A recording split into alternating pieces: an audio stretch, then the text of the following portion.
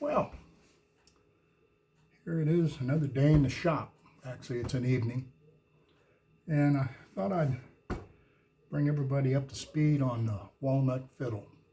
I'm going to call it the Newport fiddle because I'm making it out of walnut from Newport, Kentucky. And I've made a couple walnut fiddles before and I like them.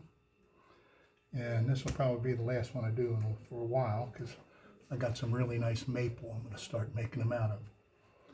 But I'll show you basically what's happening.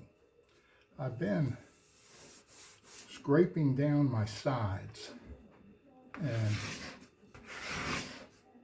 they come along beautifully.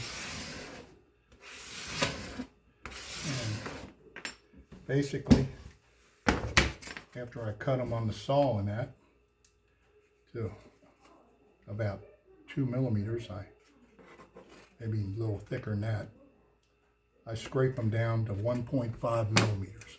That's what I like my sides at. And I've been making violins for quite a while now, and it just amazes me of all the parts that go into a violin, all the handmade parts I have to make. And I did a little calculation on this one, and this violin's going to have 74 small wooden parts all put together for a violin. And each one is related to the other, and the sound is affected. If you change something, it's going to affect the sound. And it's just amazing how one item affects another item. And you wouldn't think, like the end here, this end block is 33 or 32 millimeters high. The end by the neck is 30 millimeters high. It's just a 2 millimeter slant. And you know, I don't know if that really affects the sound, but they say it does. And I kind of agree with them, I guess, that my better sounding violins, I follow the exact plans I have, and they sound better than the ones I say, oh, that millimeter won't make a difference. And so, and those are hanging in the shop, and the ones I like are hanging in the showroom. That's the difference. So, but violin making, use an assortment of tools. I mean, I have big gouges, little gouges. I got big planes and real little planes. I use millimeters rather than inches because it makes everything a lot easier. And you gotta mic a lot of stuff just to make sure it's right. You have all kind of different clamps, chisels, knives. I'm a tool guy, so it's an adventure, really. But the violin is not going to take that long. This one will probably it'll probably be finished by Christmas. And it's been pretty busy around here, so I try to get on them a little bit each day. But if I don't, it's no big thing. But the next thing after I thin all these ribs, like this one here is a little thicker, I can tell that right now. I use my bending iron. Basically, I heat this, plugs in, heats up, spray a little water on them, then I can press it against that and bend it, and I can make it fit the curves around the mold, glue it to the blocks, clamp it, and eventually you end up with all the ribs glued to the blocks, and you have the shape of a violin.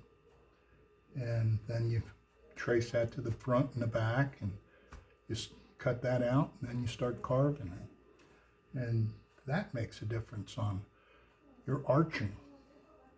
A higher arch means more air volume on the inside, but maybe it doesn't vibrate as much and a lower arch. It's less air volume, but maybe it vibrates more. Or it could be vice versa. And everything is related. And the F holes that you cut in it, the shape of those is how the sound comes out. And then the bridge, there's all kind of designs for bridges where the strings go over and rest on the top of the violin. It vibrates down into the body and vibrates the air and it comes out. And that's what fascinates me about violins. There's so much involved in it. The physics is amazing. And they got it right back in the 17th century because violins haven't changed hardly any at all. And that's really amazing. And they're still playing violins that are 400 years old. So who knows? That's why I use the hide glue, because if something does break, it comes apart easy and you can fix it and put it back together. And the old violins, they do come apart and they fix them and put them back together. So, not saying mine will be around 400 years, but it'd be kind of nice if somebody was playing them. But they won't get done unless I start thinning these. And it's not too hard. I use glass as my scraper. I have a lot of metal scrapers and they work fine too. But for this, it works like a dream. Wood just comes off, leaves a really smooth surface, and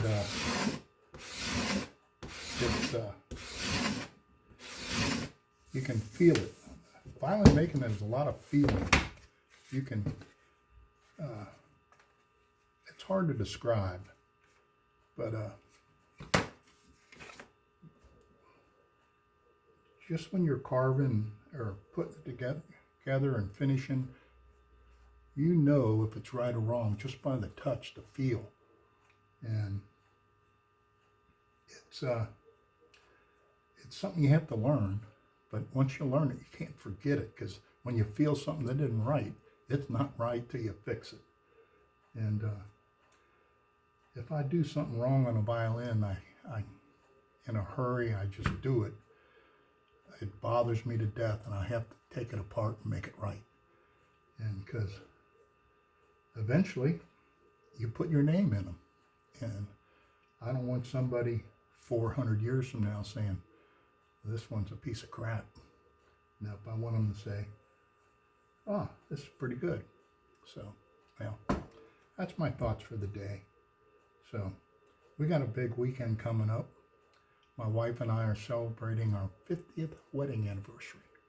So, we have a big party planned, and I'm kind of looking forward to that. So, I'll leave you all, and you all have a good evening, and I'll be working on the fiddle. And the next time you see it, I think we're going to have the ribs on the mold, and I'll probably have it traced onto the front and the back, and the front and the back cut out, and we'll start carving those. So, till next time, thanks.